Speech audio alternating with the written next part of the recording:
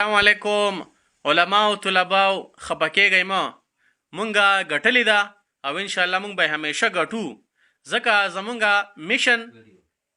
میشن دا دی چې مونږ د رب العالمین دین دا په دنیا کې عام کو مونږ د رب العالمین احکامات دا په دنیا کې عام کو مونږ د رسول الله صلی الله علیه وسلم طریقې دا په دنیا کې رایج کو نو مونږ الحمدلله کامیاب یو خپکیږئ ما او د محمد الرحمن صاحب تاریخي الفاظ دا بم د باندې اورما چې دا ووري مولانا صاحب سوی د جیت او د هار باره کې سوی لک دا ووري بیا راځو به سو خپل خبرې کو قیامت के रोज अल्लाह के सामने पेश हो जाएं तो वो हमसे ये तो नहीं पूछेगा कि तुम इस्लामी निजाम नाफिज क्यों नहीं कर सके, लेकिन कम से कम ये तो पूछेगा कि इस्लामी निजाम के लिए तुमने मेहनत की, कोशिश की, मेहनत क्यों नहीं की।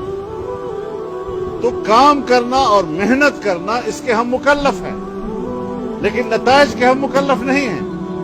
उससे बेनियाज होकर आगे जाएं। अगर मकासद में कामयाबी मिलती है अल्हम्दुलिल्लाह, जद्दोजहद होनी चाहिए कि नताइज हासिल हो, लेकिन अगर बिलफर्द नहीं मिलती तो फिर इसमें परेशान होने की जरूरत नहीं।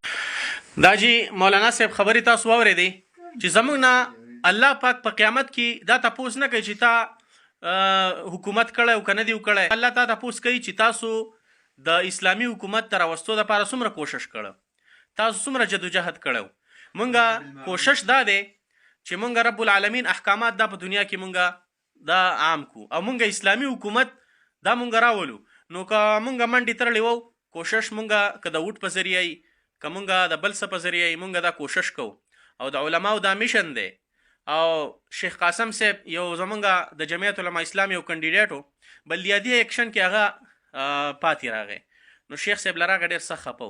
شیخ صاحب ورته ویل شیخ قاسم صاحب وایي خپه کېږه مه، ستاسو جیت هم جیت دی او ستاسو هار هم جیت دی. دا د علماو داسې نه ده چې دیو وبیلله، دیو ګټلې ده د مخکې نه، ځکه چې دیو ځان تړلی دی د دین خدمت ته. دیو پسې دا خلک څومره خبرې کوي خو بیا هم ځان تړلی دی دې لپاره چې یاره په دې ملک کې امن راشي، په دې ملک کې اسلامي حکومت راشي، په دې ملک کې د رب العالمین احکامات عام شي او د قرآن درسونه عام شي او دا خلک چې کوم دی د الله په احکاماتو باندې راشي او دین په دنیا کې عام شي. نو د دې علماو میشن دا دی.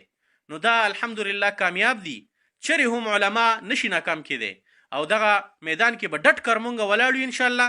بیا به مونږ مقابله کوو او که دا علما د اسملو نه بار دي خو که په دې اسملو کې څوک غلطه خبره وکړي یا چا یو غلط بیل پاس کو نو دا علما به د اسملو نه بار بیا به دا علما ډټ کر ولاړي ان شاء الله تعالی د خپل دین دفاع به کوي، د قرآن دفاع به کوي او د خپل ملک پاکستان دفاع به کوي ان شاء الله تعالی.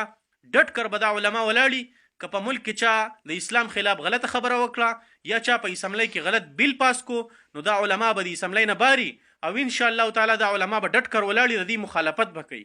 نو داسې نه ده چې علما وبیلله اوس په اسمبلو کې چې زمونږ خپل خلک سکی نو کوي دي. نه علما همیشه د فتنې خلاف دي، علما همیشه د دغه ګمراهۍ خلاف دي.